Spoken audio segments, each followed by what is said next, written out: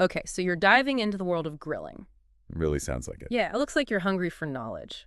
On this age-old debate, charcoal versus gas. And trust me, it's a conversation that gets seasoned grill masters fired up too. It really is. It's way more than just like choosing your heating method. It's about aligning your grilling style with the experience you actually want to create. We're talking flavor profiles, cooking techniques, even like the social dynamics that come with each method. Okay, so speaking of flavor, how do we address this? Oh, yeah, That distinct smoky aroma right. that charcoal grills are famous for. It's iconic. You know, the one that practically screams authentic barbecue? And there's a reason for that. There's actually a scientific reason for that drool-worthy scent. Charcoal can reach significantly higher temperatures than gas, often exceeding 700 degrees Fahrenheit, which triggers what's called the Maillard reaction. Okay. Think of it as caramelization on steroids, creating hundreds of complex flavor compounds. So it's not just in my head then. Charcoal really does make a difference. I've seen those charts showing how gas grills struggle to even break 500 degrees. What does that actually mean for, like, say, a steak? Okay, so imagine a steak hitting that scorching hot charcoal surface. That intense heat creates this crisp, caramelized crust. It locks in those juices, and it infuses it with that signature smoky flavor. Gas grills can cook a good steak, don't get me wrong, but they often just fall short of that intense sear. That makes sense. It's like comparing a pan-seared steak to one that's been kissed by an open flame. There's a certain primal satisfaction to charcoal. Absolutely. Wouldn't you agree? And that satisfaction goes beyond just the taste Mm. for many people. The ritual of building the fire, patiently waiting for those glowing embers. It's all part of the charm. It's almost meditative. Yeah. But let's be real. Sometimes you crave that sizzling burger on a Wednesday night without the whole fire-starting ceremony. That's where gas grills really come into play, right? 10 minutes and you're good to go. Exactly. Gas offers unparalleled convenience, especially for those weeknight meals when time is really of the essence. Plus, that precise temperature control, it's a game changer, especially for beginners. It's like the difference between driving an automatic and a stick shift. Both can get you there, but one definitely offers a smoother ride. But for those who would say gas grilling lacks soul, how do we respond to that? I think it's about understanding the strengths of each method.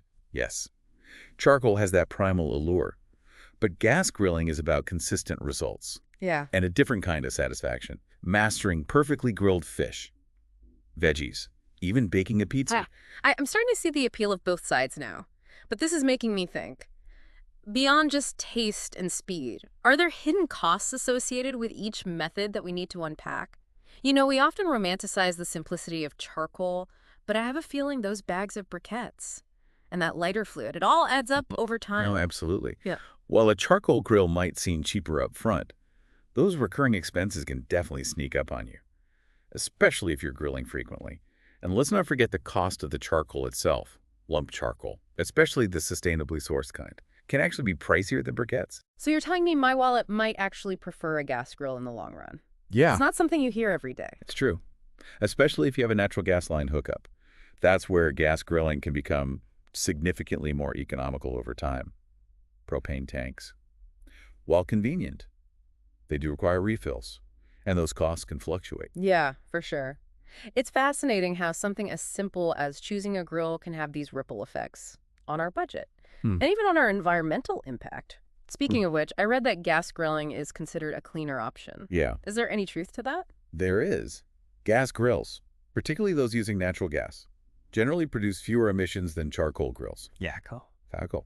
Especially when it's not burned completely, can release more carbon monoxide, particularly that matter, into the air. So for the eco-conscious grill master out there, gas might be the way to go. Although I have to admit, there's something satisfying about using charcoal made from sustainably harvested wood, almost like closing the loop, you know? I completely agree. It's about making informed choices that align with your values. Opting for lump charcoal from sustainably managed forests definitely lessens the environmental impact compared to those conventional briquettes. For sure. It's all about weighing the trade-offs, isn't it? And speaking of trade-offs, let's talk about flavor versatility.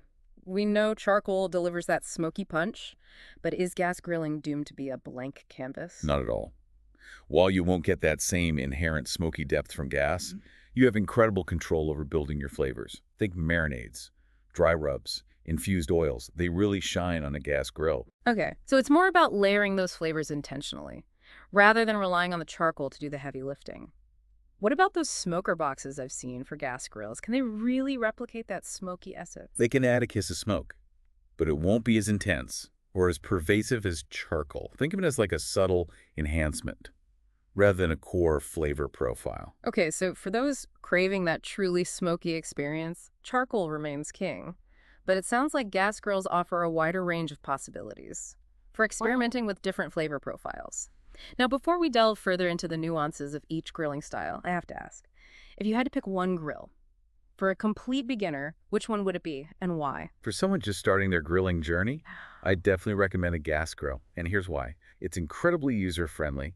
You have that precise temperature control, which takes the guesswork out of cooking. It's like having training wheels for grilling, right? You can focus on mastering the basics without the added pressure of managing a live fire. Exactly. Once you feel comfortable with the fundamentals of grilling, like controlling the heat, understanding different cooking times, then you can explore the art of charcoal grilling with more confidence. Okay, so it's about working your way up to grill master level, starting with a solid foundation on a gas grill.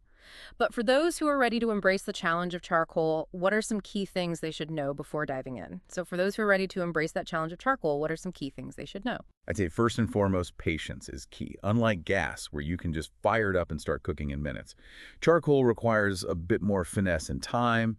You're building a fire, you're allowing those coals to heat up evenly, and you really have to understand how to manage those hot zones for optimal cooking.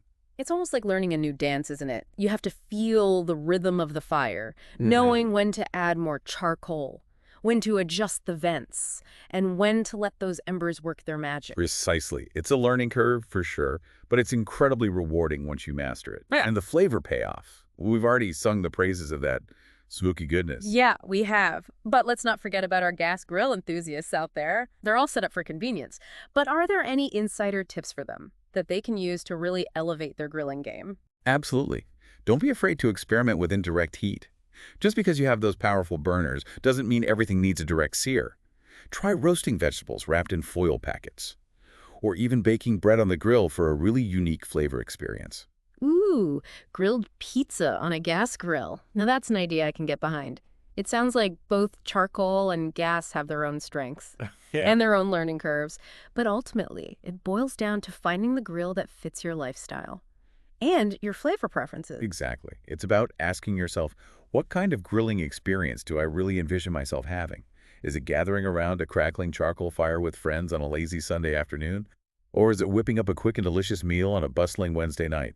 Let those visions guide your choice. That's such a great point. It's about the whole vibe, the memories you're creating around the grill, just as much as it is about the food itself. You've given everyone a lot to digest today. So as we wrap up this deep dive into the world of grilling, what are some final takeaways our listeners should keep in mind? First and foremost, remember there's no right or wrong answer when it comes to choosing between charcoal and gas. They both have their merits. Focus on what matters most to you, whether it's the flavor, the convenience, the cost, or the environmental impact. Right, and don't be afraid to experiment. Try different cooking techniques, explore new flavor combinations, and most importantly, have fun with it. Exactly. And here's a final thought to chew on. Grilling is more than just a cooking method. It's about connecting with friends and family, creating traditions, and savoring those moments of pure, delicious joy. Beautifully said. So are all our listeners out there, fire up those grills, experiment with bold flavors, and create some unforgettable memories. And be sure to share your grilling adventures with us on social media. Happy grilling!